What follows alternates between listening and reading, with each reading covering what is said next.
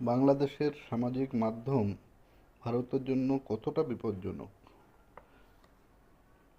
বাংলাদেশের YouTube, Facebook ও টিকটকের মতো সামাজিক মাধ্যম এখন শুধু বিনোদনের প্ল্যাটফর্ম নয়, এগুলো হয়ে উঠেছে রাজনৈতিক বার্তা, জনমত গঠন ও মতাদর্শ ছড়িয়ে দেওয়ার মতো প্রধান হাতিয়ার।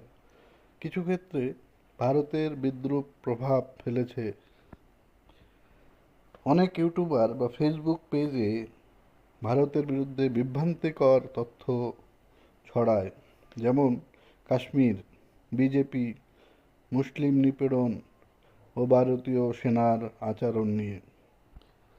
এসব বার্তা ভারতের ভাবমূর্তি ক্ষুণ্ণ করতে পারে, বিশেষ করে মুসলিম বিশ্বে।